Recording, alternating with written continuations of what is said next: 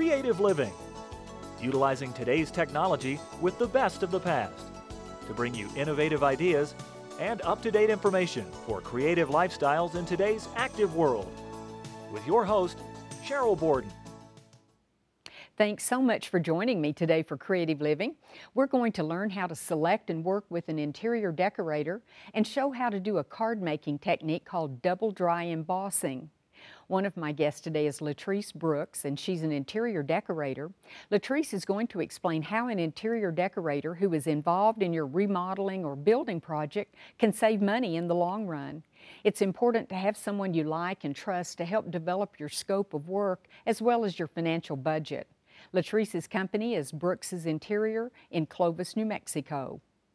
My first guest today is Diane Tunnell, and she's an independent demonstrator with Stampin' Up! If you're a crafter, you probably have already learned about using embossing folders, but have you ever tried a technique called double dry embossing? Diane will demonstrate this technique and show several cards she's made with it. She too is from Clovis, New Mexico. Diane, it's such a pleasure to have you here. I met you many months ago when you were doing a craft show, and I was so impressed with all the things that you had there. And since I love making cards and learning new things, I was so glad that you could come and be with us today. How did you get involved? I know you used to teach in the public schools. Some friends of mine invited me to a Stampin' Up! Club, and I went, and the first day that I was there, I couldn't stamp any of the images properly, and everything I did looked horrible, and I hated it. But I kept going. I made a commitment to them, and I grew to love it. Well, that's kind of the way with me, and I think that's the way most people are. They start small and gradually build up to it. Today, though, we're going to talk about embossing, and that was not the first thing I learned. It was like one of those things that, like in sewing, it's an embellishment. It is. And it's almost foolproof, unless you get your your plastic sheets going in the wrong way. Exactly. But just in case people don't know, I'm sure probably most people do, this is the card we're going to make today. And if you can see the little bumps and things, that's the embossing design that you're going to show us how to work with. And this one is right along, so it doesn't have to be the whole card. It can be portions. Just part of it. And that's what I want to focus on today as well, is doing parts. I love this, and we were talking about how much fun it is to make little books, but this part is embossed, so you can see there's lines, there's dots, there's wood grain, there's just all kinds of things. Ooh, I love pink and black. Oh, I do too. This is really pretty. And it also shows some of the, I mean, once you get it embossed, it may lead you to design an entirely different card. Exactly, it does.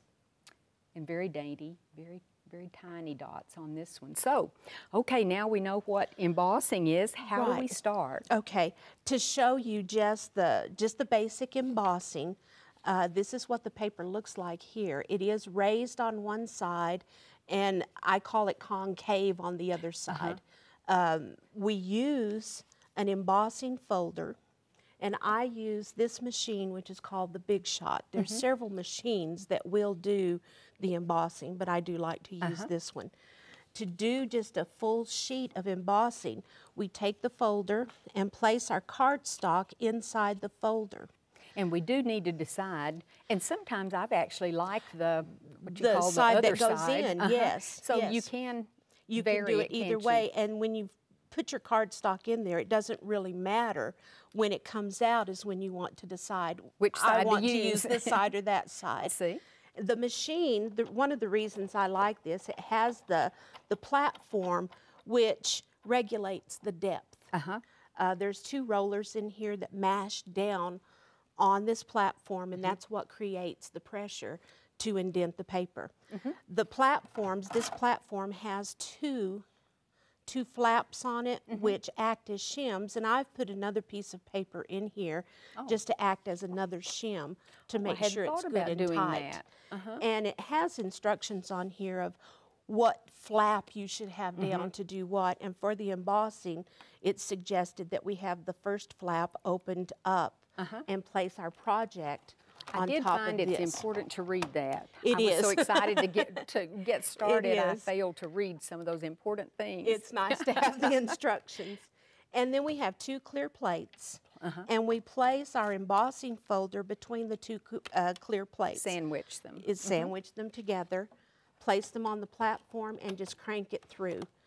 This acts like the old-fashioned washing machines our parents the had. ringers. The ringer washing machine. There's 2 rollers, and it mashes and puts the pressure on that sandwich. And when we open it up, we have our embossed cardstock. I've often wondered if a person could make embossing folders. I haven't ever found it, but these are usually so inexpensive, and there's so many designs. So. They are. Now, one of the things that I wanted to do with this card, I had 2 embossing folders, one with the dots and one with the frame. And I thought it would be really pretty to have the frame in the dots. But I knew I couldn't have this to emboss the entire piece of paper. So what do we do? I've never tried what we do, I had to make a pattern. I had to make a template. And what I did, I took a piece of rather heavy chipboard. And I cut the oval, the approximate size of this frame. And now when I run this through my Big Shot, and I had to play with this just a little bit. Each Big Shot is calibrated just a little bit different. And now I'm going to replace this with one of those clear plates. I'm going to put this on there. So those plates basically are just to add depth, and then also to protect your platform and to protect the embossing folders so that there's no damage. I didn't know you could run anything else through them. Now I had to play with the depth on it just a little bit, and that's why I replaced. The first thing I did, I tried to make my regular sandwich with this in, but it just made it too thick. So I put my paper in the embossing folder. The one that's dotted all over. The one that's dotted all over. And I use this as my top plate, trying to get it set where I want that frame to be. To not do the emboss. Exactly. And then I put it through the folder, through the Big Shot. Now here you really have to hold that chipboard in place until it gets going, because it will slide around more so than the clear plate. I see. Well, that I've never thought about, that you could run anything else through there. That's amazing. And now when we open it up, because of that circle that I had, or that oval, it does not emboss in that oval. It's kind of hard to see because the dot, because the dots. That is great. So you could do that with rectangles. You could do that with rectangles. Here I had a triangle that I did so that it embossed just on the triangle. You could cut out any shape that you like. And this isn't even as thick as the other one. No, no. I'm going home to try this afternoon. Just any type of cardboard. You want to make it thick enough, you know, so that it does apply pressure. You don't want to have a piece of cardboard in there that will actually emboss when you put it through. So, well, let's go ahead and show how you finish this up. Okay, let me go ahead. We're going to emboss the frame.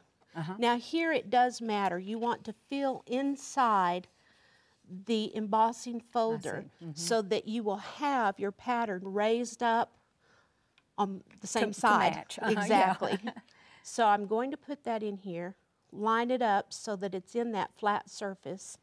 And this time I'm going to use this because I don't want anything else embossed but that oval.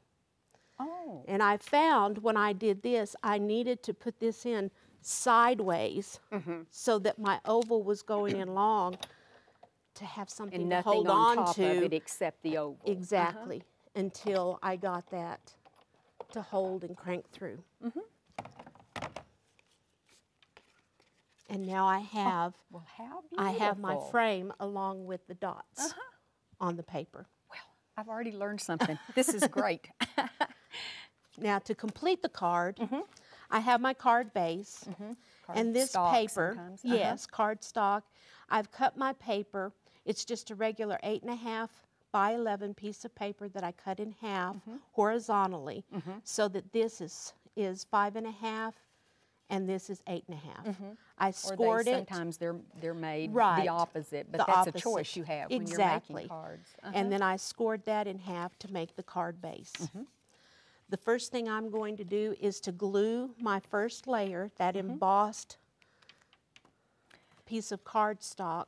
And you know, no more do we just use Elmer's. But there are more adhesives in the scrapbooking There card really are. department. This adhesive, I like Liquid using glue. this. A lot of the people use a tape runner.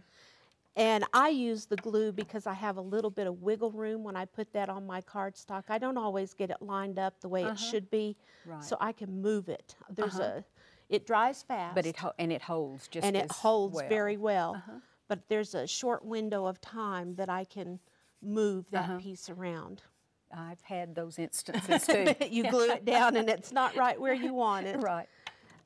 Then I'm going to stamp. I have the Hello Friend. Oh, And I just stamp that with the black ink on a piece of white cardstock. And I have a punch. This is called an extra large oval. It's easier to see it from the bottom, and I like to use the punches from the bottom. I do too. That You way can I can see what exactly. you're doing. You put your paper in and you can line it up. And the reason I use this punch is because this oval fits in that framelit. Not exactly, but close enough. Right. And So I'll again, just you glue that in. down. Gosh, the card just embossed is almost pretty enough to call it done. It is. Beautiful. And you can embellish these any way you want. You could use this technique in scrapbooking. You could use it for any of your paper projects. Then I used another piece of cardstock that I punched out And you use this with little this punch, and it just makes it look sort of like a ribbon. You could use a ribbon. Sure. And I just put a little line of glue right down the middle so that it wouldn't come out the holes. Well, that's another advantage of this type of liquid glue, because with the tape runners, it glues the whole glue thing. will come through if you have any type of openings on that. And then I went ahead and made some little flowers. And Oh, you again, made these, those? yes, these are from cardstock. Again, using a punch to punch out the flowers, and then glued several layers together. And topped it off with a little pearl in the middle. Little pearl I thought in you the probably middle. bought that. No. That's beautiful. And I glued a few leaves behind it, and then I can place that right at the bottom of my frame, and I've It's got done. a beautiful card, and it's done. And I don't know about you, but sometimes I like to make several of a style at Yes. once I've got all my stamps in the machine and the Yes. embossing folder. That I is do just too. gorgeous. That way you can give them to friends or, just have them on hand. Well, this is when you need it. beautiful. Thank you so much, Diane. Well, I thank you. appreciate showing this, and I'm so excited about what I've learned. Yeah, thank you for inviting me.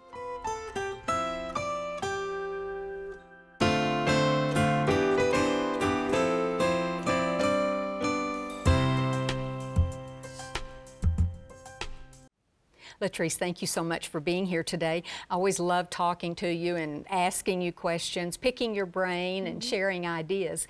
But you are an interior decorator, and you work with contractors, you work with the plumbers, the electricians when you're working on a lot of construction. But do people ever say, well, I have a contractor, why do I need a decorator? Exactly. The decorator, it can help you with the flow of what you want the whole project to look like. Because if you're, let's say if you're just doing a kitchen or a bathroom, that's your only project. You don't want that to look isolated from the rest of your home. Oh. You want it to flow from like it's been collected or done over time, but yet it still flows with the function of That's your a home. good point. And also, just what you see in a magazine may not necessarily fit the style of your home. So when you drive up to your home and you see the style outside, you want the outside to be a reflection of what's going to come inside. And a great example of that is I drove up to a home one day, and she had Southwest chilies hanging on the outside with these tile designs on like shutters. But when I walked on the inside of her house, it was country French. So I was like, I mean, immediately I was You're confused as to what and why, you know. So and this client had not thought about it. They were a gift, and she thought, what am I going to do with them? But then, so that was one of the things I helped her realize, is when you drive up, what do you want the rest of your house to portray? So that's a starting point, is the outside of your home. Next, even when you're remodeling a kitchen, your cabinetry needs to reflect what else is going on in your home. So if you've got all stain, it's okay to mix stain and paint, but maybe the style of the door we could coordinate to look like the rest of your home. So things, right, I wouldn't have thought about that. Right. And I remember one time you actually did an interview with me about how your house looks from the curb to the front door. Yes. And it was much the same thing. Absolutely. And it's something that a lot of people don't give a thought to. So a decorator, her eye is trained to look for that. As you drive up to the driveway, what do you see? What do you want to portray? And then once you walk in that front door, does that continue? Continue. That's a good point. Yes. And I guess it would bring us all back to budget, money. Absolutely. So one of the things that I run into often is clients will call a contractor, and they kind of know what they want, but they're not sure. So you're basically, when you're in that situation, you're expecting the contractor to figure out what you want, how you want it, what materials you want, and that's not what they're designed to do. And the person, the client, may not know all of that. Exactly. In the beginning, especially. In the beginning. So what I do as a decorator, I do a consultation in the home. We try to determine what is it exactly you want to do. And then while I'm talking to that person and listening carefully to what they want, what are their needs, and what's their wish. You know, three real different things. What you want, what you wish for, and what you need are really three different things. And then the fourth thing is what you can honestly afford. And I'm able to look around at what they already have in their home. Pictures, accessories, furniture style, all of that, and pull together a plan for the kitchen or their bathroom that coordinates with what they already have.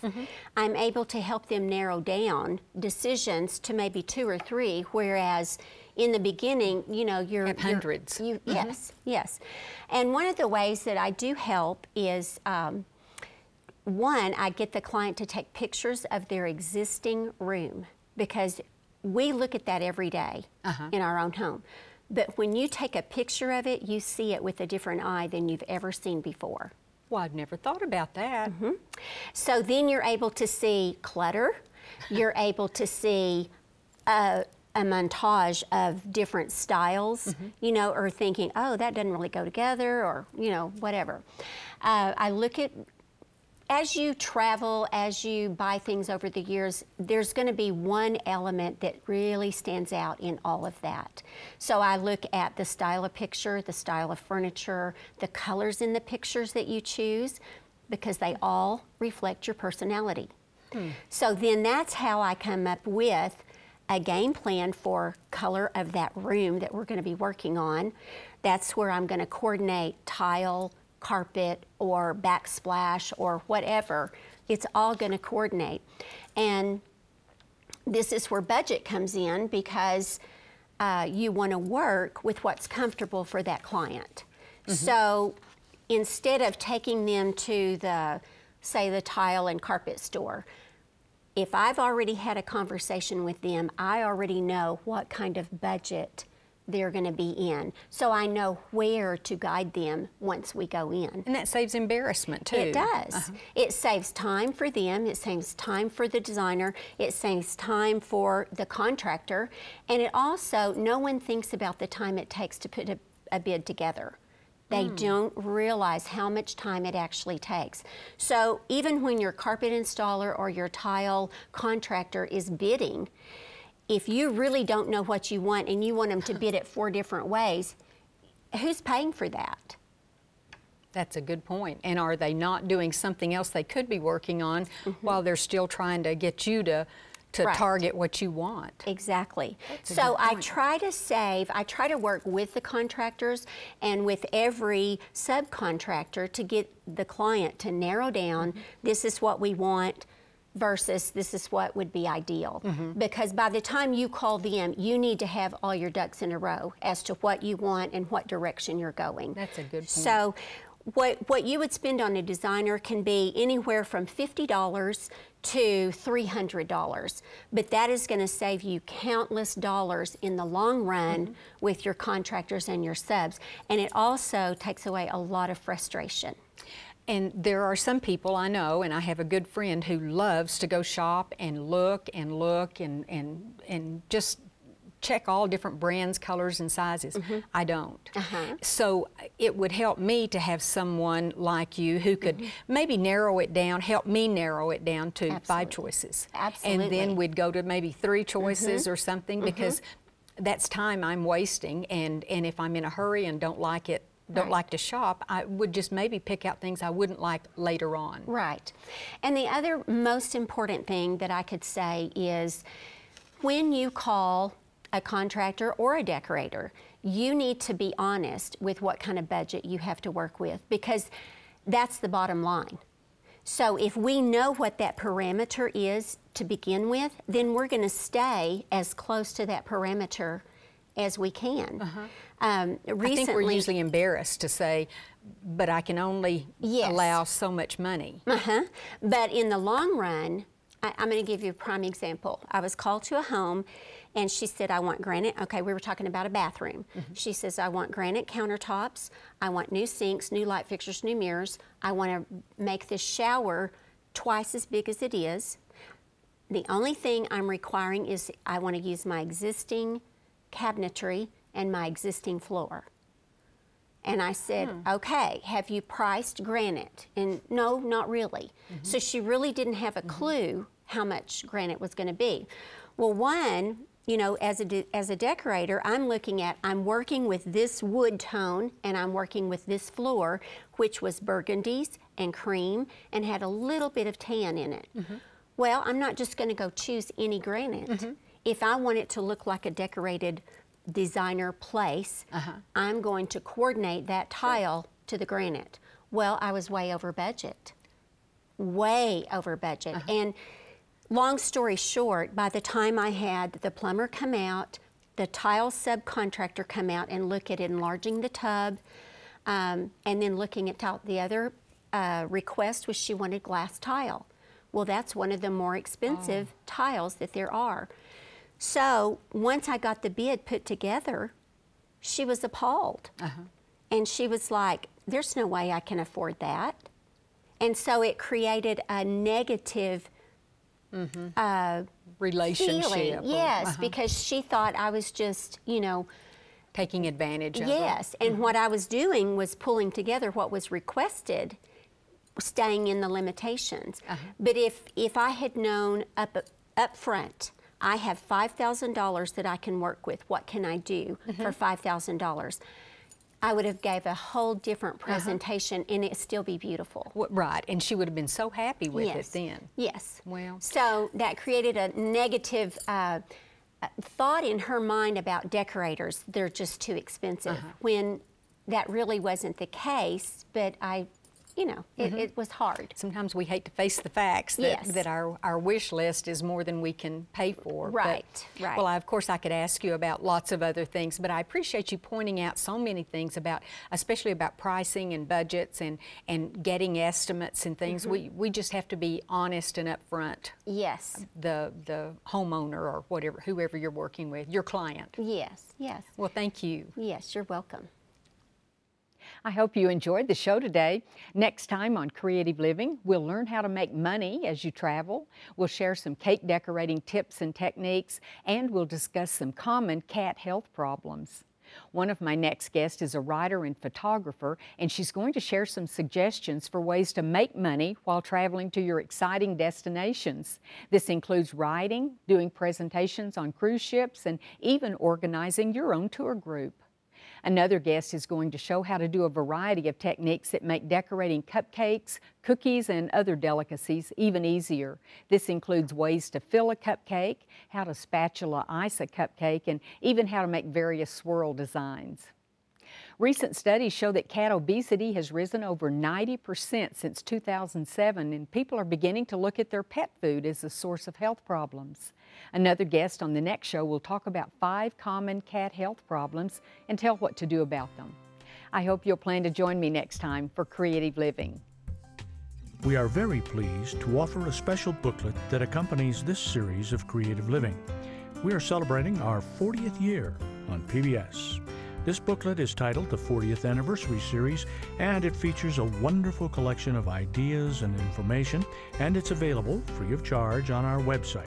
Posted as a PDF file, you can simply download the entire booklet or just the segments you're most interested in. For your copy of this commemorative booklet, go to our website at kenw.org and then click on Creative Living. Scroll down to the booklet section and you can click on this booklet or on any of the other booklets we have available online. We would like to invite you to sign up for our free e-newsletter too. Go to kenw.org and click on the Sign Up Now button and input your email address. That's all there is to it. We would also like to ask you to become a fan of Creative Living on Facebook. Go to facebook.com and in the search window type in Creative Living with Sheryl Borden. Thanks so much. We look forward to hearing from you.